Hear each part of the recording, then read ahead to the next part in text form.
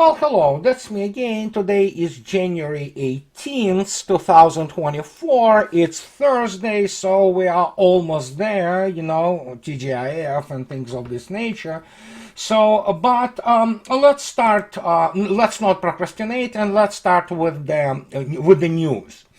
And one of the news, actually, which is very important, is the wholesale of the butthurt, very sore losers and sour grapes, American retired generals, speaking about all kind of nonsense, such as a Philip Breedlove, for example, who today stated that ex-NATO commander demands Ukrainian attacks on Crimea. Well, he demands Ukrainian attacks on Crimea for a simple reason, because he doesn't know any better. And when you look attentively at the modern American generals, you can see yourself there, also the photo of Mr. Ben Hodges below in the left corner. So they are no good generals. They never won anything. They lost everything. They lived in their, delusional world. But here now, Mr. Breedlove says that the West should be providing Ukraine with weapons it could use to intensify attacks on Crimea. Former NATO Supreme Allied Commander Europe Philip Breedlove has argued. The US general opined that increasing pressure on the peninsula, which is home to Russia's Black Sea Fleet, would force Moscow to rethink its posture there. Strike them all, strike them repeatedly, and destroy them in detail, the retired general advised. So I think Mr. Breedlove has to take actually basic classes in strategy and operations, and of course Russian military history, because he evidently has no clue, which is expected from average top brass in the United States, not to know the history of World War II or the Russian history, or for that matter serious understanding of modern technological capabilities. The only thing he knows is, of course, that's what United States Army and Armed Forces was using non-stop. It is basically tomahawks and bombs, just launch anything at something which is not defended with the serious air defense. And it is impossible to explain and this is not an insult, this is reality. It is impossible to explain actually the weight of the modern air defense such as Russia has. Obviously even Russian air defense has leakers once in a while, but it's just a matter of, understanding how modern air defense works. The United States doesn't have modern air defense, which is comparable in any respect to Russian air defense. It's just simply generation or two behind. And this is what Mr. Breedlove doesn't understand, and I don't even know what posture is. The Black Sea posture is very simple. It just goes out to sea, launches missiles, which obviously disturbed Mr. Breedlove, because he should understand that in real war, obviously, as I already am on the record, the United States Army would have no chance, because basically its operational rear will be wiped out, precisely because it doesn't have serious air defense. But he continues and insists that, they have to attack. And it's understandable. He's desperate. He understands there is a huge case of professional envy. This guy, together with any American general, never ran anything like this. They never saw anything like this in their lives. So, and then suddenly they have to, be taught by those backward, genetically inferior, Ruskies how to real war looks like. But hey, here's Mr. Breedlove. Now we have this dude. It's another U.S. general, Mr. Keane, Jack Keane, by the way, who is on the board of this neocon cabal, Nuland's clan, Institute for the Study of War. They have there very many young political scientists, PhD, who never left actually classroom in their life, who never held a real job, let alone have any service experience in serious armed forces.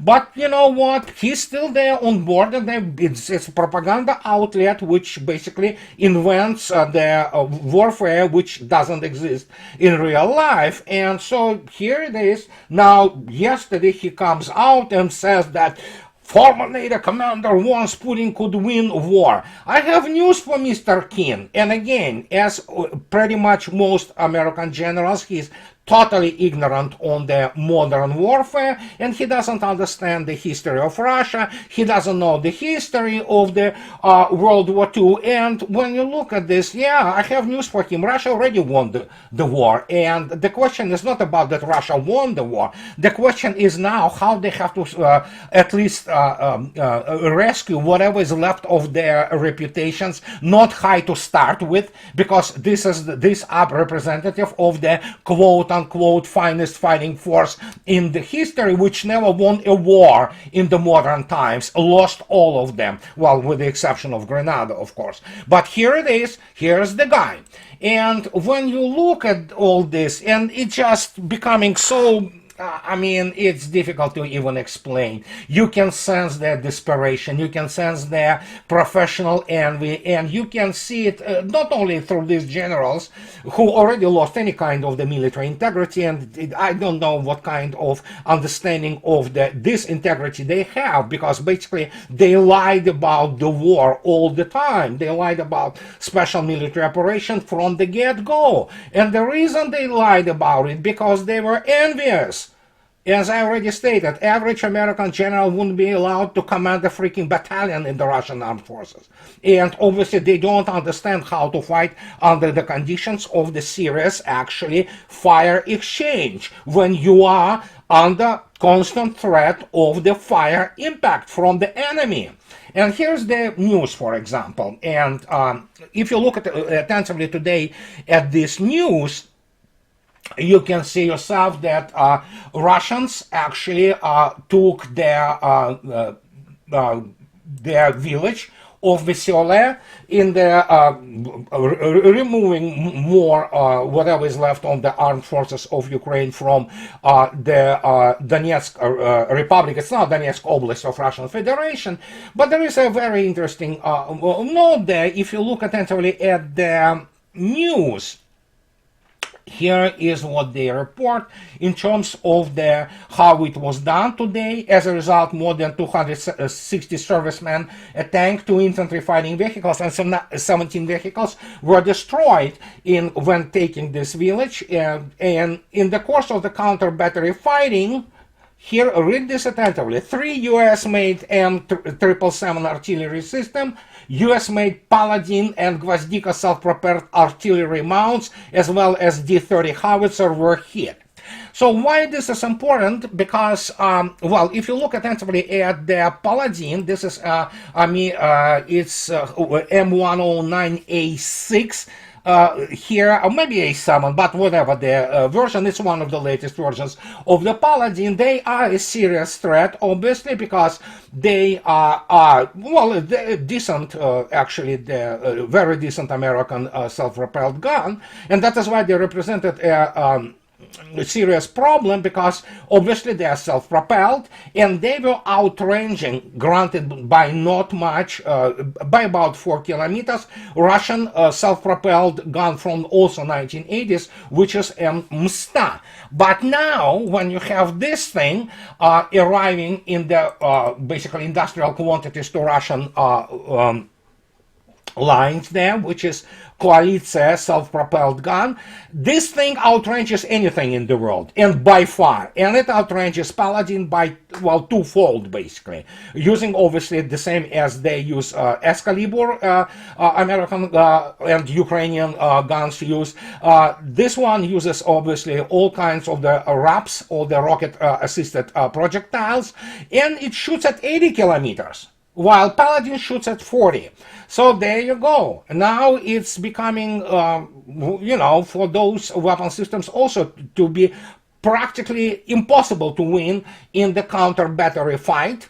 Because, you know what, considering that it's extremely good ballistic computer, extremely good navigation on Koalitsia, and yes, it shoots at 80 kilometers. So basically you do not even have the time in the framework of Russian recon firing complexes or recon strike complexes, especially considering the Russians use a very sophisticated counter battery radar and other types of the detection systems and ballistic detection systems such as penicillin, and they know pretty much with a very high degree of veracity, the position of the gun which fires at Russian positions. So they respond practically immediately. So I believe it was Douglas McGregor who stated that actually the time for missiles in terms of the reaction time for the missiles for Russians within those recon strike complexes was about 7 minutes, which is astonishing. It's incredibly fast. In terms of artillery, I think so it's pretty much within seconds. So, and now when you have Koalitsa, suddenly once you shoot, you can expect now practically the immediate response from the Koalitsa SV, and you probably will not have even enough time to, just go anywhere further than probably several tens of meters, something like this. And then, of course, if it shoots at RAPs, which is rocket assisted projectiles, and of course, which if it is the smart munition such as Krasnopol, or who knows what is going on there. So yeah, you pretty much, you're dead. So, and that's what is happening right now. But this is not just the fact that obviously we have Mr. Breedlove and you have them, all those, generals just, basically butt hurting. But there is another thing which is absolutely ridiculous, and let me put it this way. There is something interesting happening with the so-called military science and military art, especially military art, which is art in the West. It's not good. And I will start today with the news which many people are discussing, and I kind of spoke about it and wrote about it for a while, but they released now suddenly, oh my God, the Ukraine tumbles in global firepower rankings, Western backing had previously bolstered Kyiv position, and they are talking about this thing. I will explain what thing is, but this is pretty much main topic today. Of my video is that Ukraine has dropped to 18th place in the global firepower index, down from 15th place last summer before the start of its counteroffensive planned and supplied by the West. And so they talk about this, global firepower index. And I usually, when people have nothing to say, they usually, what do? They do indices and rankings. So if I went to this global power index or whatever the rating thing, and what I found about them was this. Look at this attentively. This is very interesting. This is about 2024, where they put Russia in number 2, United States Army for some reason is number 1, but whatever. But look at this, how they frame this whole thing. And make no mistake, the reason I pay attention to this is because they have been discussed now for the last few days when this ranking came out. And when you look attentively at this GFP website and who they are, you will find absolutely nothing. You don't know who they are. Who are those people who are behind this, but look what they state about themselves. Our unique in-house formula allows for smaller, more technologically advanced nations to compete with larger, lesser developed powers, and special modifiers in the form of bonuses and penalties are applied to further refine the list, which is compiled annually. So they talk about colors, and they talk about 60 individual factors to determine a given nation's power index. So when you look at this, and you don't see any formula there. I don't know why they don't use formulas and why they don't present their method. Something tells me there is no in-house formula, and when you look at this, it's like in-house formula allows for smaller, more technologically advanced nations. Well, yeah, sure. The problem, of course, with the military strengths is, look at this. Let's go for the modern War Institute. It's publication based in the at the West Point, and basically what they write, and this is from 4 years ago, and they talk about it, and this is pretty much I spoke about this before, and it had everything to do with the actual attrition model, but That's what they say. The ultimate yardstick of national power is military capability, so declared Rand analysts in a monograph on measuring national power 20 years ago. And guess what? Yes, Rand basically came out with this very complex, elaborate scheme of how to measure this military capability. And if you look attentively and you go to this Rand thingy, hear what they say. It's ridiculous. This is why I say always just throw those rankings away. They mean absolutely nothing. It's complete garbage. So here it is.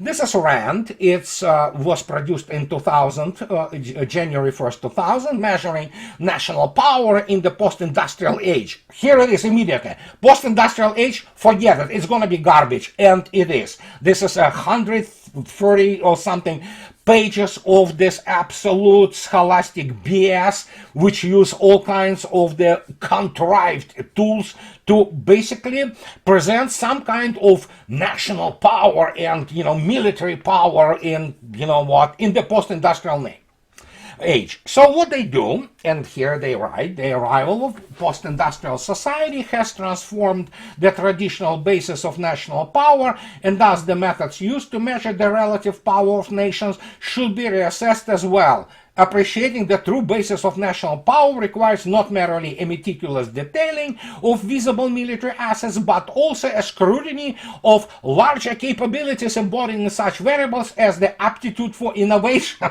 So this coming from Rand is really funny when you look at the modern state of the US military, which is absolutely, it's a legacy military, which still has all roots in 80s, but hey, this is Rand, okay? And look at this. So there's their approach, so to speak.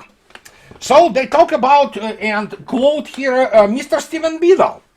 And look what they write. The measure of military capability suggested here therefore remain input measures. In the specific sense used by Stephen Biddle, they focus on understanding what goes into the making of an effective national military capability and how such effectiveness can be compared across countries in a comparative static sense without either doing any military balance analysis or pretending that it can explain how any given force-on-force encounters will actually turn out in practice. In that sense, the framework in this chapter is intended to be a prelude to dynamic combat analysis, but emphatically not a substitute for it. Well, yeah, as you can see yourself, what goes into is the main thing, isn't it? What is? So, who is Stephen Biddle? And before I proceed with the run, here's his book, Military Power. I actually discussed it in my second book, at some length, and guess what? He wrote this military power thingy in 2006, and guess how he provided inputs for his generalizations about combined arms. He uses some battle in World War I, somewhere on the Western Front, World War I, mind you. And then, of course, he uses the second input, so to speak, or method of generalization he uses, and you already guessed it, the Gulf War. So he uses anomalous things, or one thing is anomalous, which should be discounted completely as any kind of the serious operational research study, because yeah, they beat 20-year-old boxer beat the 5-year-old kid in the sandbox. Wow, what did you learn from that? Nothing. And of course you have the World War I thing. It's just like, yeah, why don't you start writing about combined arms operation starting from the Middle Ages? There was no combined arms operations per se then, but hey, there you go. Yet, here we are. They write those things, they use all kinds of mathematical tricks about it, use all kinds of mathematical tools, and they come up with some generalizations, which inevitably, over the next 10 years, become absolutely irrelevant and proven wrong. Yet they continue to do this. And here is another thing, what they use Stephen Biddle, and guess what? This is the main reason which immediately I want to point out. This is from this Rand report or study, and I read you for you not to basically suffer through all this drudgery and BS. And look at this immediately. In yellow, I highlighted in yellow and underlined in red what they talk about. They talk about defense budgets and total size and the percentage of GNP. So once you use this measure, which comes out constantly in all kinds of the studies, you can throw it away because it's garbage. And I will repeat again today why it is garbage. And again, people say, oh yeah, United States, budget, military budget is 800 something billion dollars. Russian is just like 1/10 of it. Well, that's wrong. And that's the whole problem, because obviously we're talking with economically illiterate people. As now as they suddenly recognize with the start of special military operation that nobody cares about capitalization of Raytheon or Apple. It's what they can produce, and United States cannot produce modern equipment fast enough. And I wrote about this already 5 years ago, actually 6. And here it is. And this is what is written here. So what then is this military capability? XM. This is from basically RAND, which plays such a preeminent role in the model of geopolitical capability. The formula for the military capability is, as you can see yourself, it explains the indices here, and immediately M1, which is the fundamental multiplier, is the share of the nation in global military expenditures.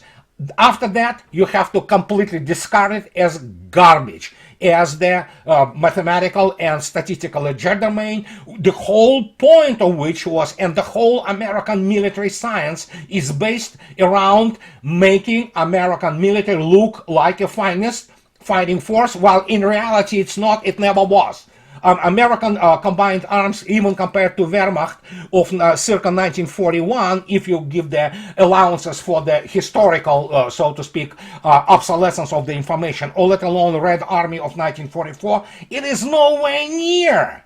And these are the guys who really fought themselves, being in the peak of their power. So, and yet they come here and talk about global military expenditure.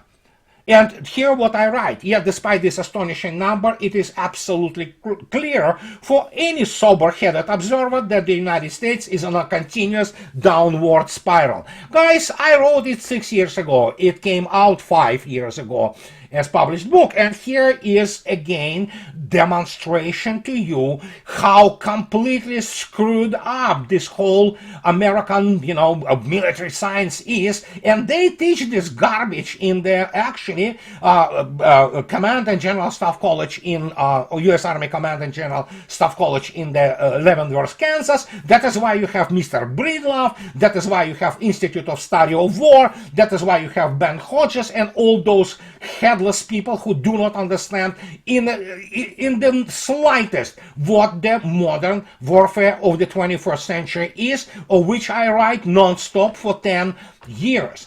And just to demonstrate it to you, here it is. This is artist rendering of the future American substitute for the a higher class strategic missile submarines. It's Columbia class. It doesn't exist. It started to be built in 2020, and they expect it to be out by 2031. So it is artistic representation. This boat doesn't exist. And in the foundation of this boat, they say that probably there are some elements of the design, possibly, I'm speculating here, of Ohio, and both Virginia class and Ohio.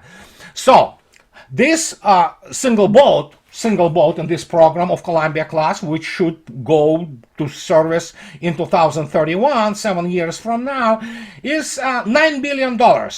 This is $9 billion piece of machinery, which they do not have actual missile for it yet. It will be using, so far, the report of Trident D5 whatever modification. And again, as I already stated, and this is the latest Barrier class of Russian Project 955, a state-of-the-art strategic missile submarine, which already exists. And this one is basically valued or expenditure, the cost of it was, some people say it's $780 million, but I would say just let's go for the good measure, and we'll go with $1 billion. So, for the cost of one Columbia, which doesn't exist, Russians already built 7 already operational and 2 still building of the Barré-class submarines. Essentially, for the price of one American submarine of the future, Russians built state-of-the-art, extremely advanced, and arguably best, most powerful strategic missile submarine deterrent for the price of one boat. So, and when you look at this, this is just how can you even explain this to people? And I've been on that for so long. I've been kind of pressing this idea that you cannot just go out there and start dealing this thing, military balance, without factoring in the most important index, which is, of course, combat effectiveness. And combat effectiveness has nothing to do with just merely putting some, numbers there, 60 or 80 detailed factors, and then trying to calculate it. It's all based on the attrition model. It is all Lanchester-Osipov and the embellished and expanded differential equations, which allow you to understand how you can measure real military power. And here's example. This is why when people say, okay, let's imagine, God forbid, Russians allow United States to deploy whatever they will be able to deploy in Europe. I can tell what's going to happen in case of this war immediately. United States will launch everything it has against Russians. Russian air defense and air force will repel much of it. That means Russians will sustain, of course, some damage, and no doubt about it, but it will be recoverable. But when Russia launches at operational and strategic depth, even conventionally, there will be not much left. Plus, as we already know, that it's well-known, common general knowledge that the United States will not be able to actually sustain its operation for more than two, maybe 3 weeks. It will simply run out of everything. So there you go. And when you look attentively now, then suddenly at these indices, and you begin to understand that much more goes into it. And even after that, when we get out away from just merely hardware, so to speak, tangible indices, there is another unquantifiable thing. Well, you theoretically can quantify it. It is morale and conviction. And American soldier has no business attacking Russia, because Russians beat people way more tougher and scarier than U.S. Army.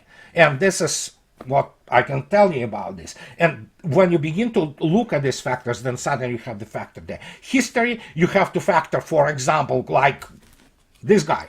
I don't know why he didn't go and get into the World War II battles. To at least, unlike the World War I battles, World War II battles were already combined arms. They had a real, fundamentally well-developed combat aviation at that time. They had radios, all of it. Yet he goes into World War I thing and begins to make conclusions based on that. Granted, pouring in all this, tickly me, funny and, self-aggrandizing mythology of the Gulf War.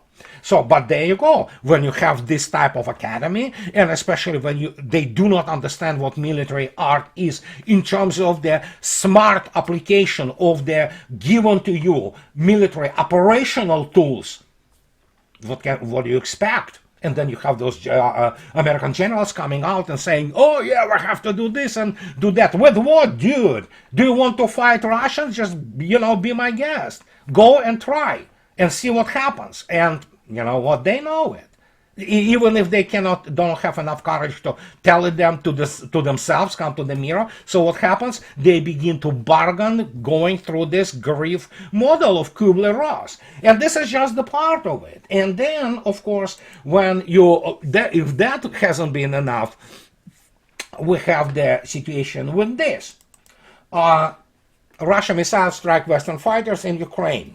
Over 60 foreign fighters in Ukraine service today. Most of them French have been eliminated in a precision strike on a building in Kharkov, the Russian Defense Ministry said on Wednesday, actually yesterday. And they talk about this, there's a hysteria, and you have this boy toy, Macron, who thinks that France matters. She doesn't. And the issue here, they want to provide Ukraine with some bombs and Scalp missiles. Well, good luck with that. But today, the French ambassador has been called to Russian Minister of Foreign Affairs, and specifically about those so-called 60 French former volunteers. Most, I'm pretty sure many of them have been the cadre French officers, and yes, they suffer, they know that the war is lost, and so they, they just go at it, they just continue to express their desperation in all different ways, and they try to cope, because, guys, it's not about just merely demilitarization, denazification of Ukraine. It is obviously about demilitarization of NATO. And they know they are being demilitarized, and nothing they can do about it short of the all-out nuclear war in which they all die. And there you go. This is your military power. And this is how you basically provides any kind of measure of it, instead of going to some stupid, popular site, popular military art, index of global firepower. You know what? North Korea has huge firepower. It doesn't mean that it can conduct, for all my respect for their, being stubborn and very heroic people, for all their thing, they cannot conduct really, truly modern combined arms operation. So they can, but they have a lot of firepower, but you know what, who knows? And in the conclusion, there is a really absolutely just hilarious Reuters reports yesterday that Houston, January 18th, a week ago, Venture Global LNG, liquefied natural gas, has told the U.S. regulator that it cannot meet contracts to provide liquefied natural gas cargoes to several major customers because its export plans is not yet ready to meet the criteria of the contracts, according to a letter to the Federal Energy Regulatory Commission. None of these contracts or requirements for commencing LNG sales under the SPA has been satisfied, Venture Global said in response to Shell's letter, Royal Dutch Shell. Well, what contracts are they talking about? Well, they are contracts for Europe of liquefied natural gas. Guess what? Europe is not getting this gas. Well, there you go. And so what I can say that Venture Global has become a major U.S. exporter of the super chilled gas since it started processing it at Calcasieu Pass, Louisiana plant early in 2022. It has sold more than 200 cargoes of the gas under its own accounts without supplying British Petroleum and other long-term contract customers. Yeah, the Europeans, all right? And JP Morgan analysis in a note last week to clients said it is difficult to see Venture Global losing its arbitration cases against the majors because the contracts do not seek to protect buyers from the risk of a commercial operating date being delayed. There you go. So this is, America used to be, reliable partners. So, but Europeans, you wanted it, you got it. Just live with that. So, and this is what I wanted to tell you about this today. So, and in conclusion, guys, as always, those who like what I do and can afford it, please subscribe to my channel and support me on Patreon or buy me a coffee or two. And that's it for today, guys. Have a nice day, and I'll talk to you later. Bye-bye.